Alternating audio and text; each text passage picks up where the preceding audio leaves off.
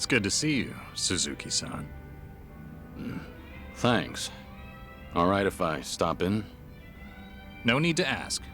You're always welcome here, friend.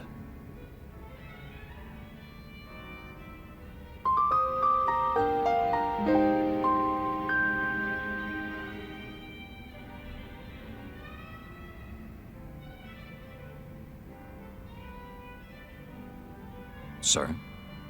Is there something on my face? No, of course not.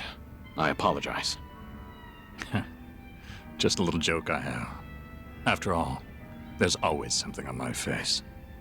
Can I ask, have you been in Yokohama a long time? Well, now, I haven't kept count.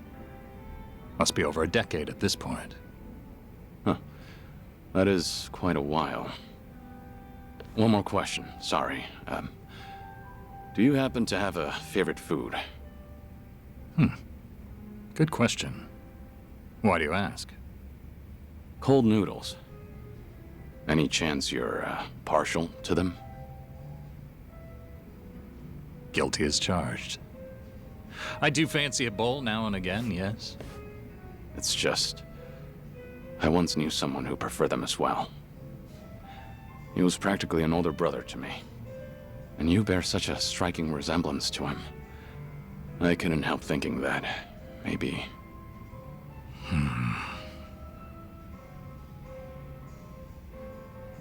Forgive me. This isn't your concern. Nonsense, sir. So long as I'm proprietor, my customers' concerns are my own. Makes me feel a bit better to hear that. Suzuki-san, I get the sense you've endured some hardships. Enough time spent behind a bar, you can read most by their face alone. Then tell me, bartender, what do I have on my face? You were always strong, so you never learned to ask for help. And too few know when you've been hurt. That's the impression I get, anyway. I see. I'm joking again. That's how almost every man starts seeing himself past middle age. Especially the ones with such worn and chiseled faces. Sounds like that must apply to you, too. Before I came to own this place, I also lived in a world with no room for weakness. Forget it. It's not important. Whatever you say. Let me put it like this. I was raised believing that vulnerability was the enemy of survival. I carried that dogma with me for too long. Is it the same for you, perhaps, Suzuki-san? Are you saying your outlook's changed since then? I accept help when offered now, to one degree or another, while trying to give those around me whatever help I can. And I'm content with how things are. Maybe that's what it means to have a real home. And to do more with life than just survive it. That's an admirable point of view. You've fought so many battles and loved so many people. Maybe all that's left of you are your scars. How could anyone call this a just world when men like you can't be promised a good, proud ending? Come on.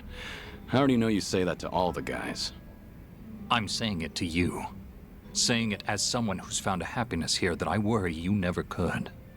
Again and again, you've been denied peace and rest. You've been denied something as precious as your name itself. But right now, for this one moment, you have people willing to help you if you ask them to. After all the tragic mistakes, their camaraderie is what proves you're still a noble man. Hey, is it just me, or are they staring at us right now? The bartender's never usually so chatty. Wonder what they're saying. I can't simply tell you to embrace vulnerability, but try depending on them while you can. After all, you're getting up there in years. You're almost too big to be told what to do. It's uncanny. You're so much like him, bartender. My old Aniki in another life. May I say, sir, that if the day does come when you're able to take back your name, I'd like to see you then. We'll speak frankly. Neither of us will have anything left to hide. I'll pour you a drink worthy of yourself that day. On the house. Naturally. For what it's worth, I liked this drink too. I think I should go. Thank you for the conversation, bartender. The pleasure was mine, friend. Always happy to help. Appreciate it. So long. Now you know why it's called Survive. Names are such powerful things.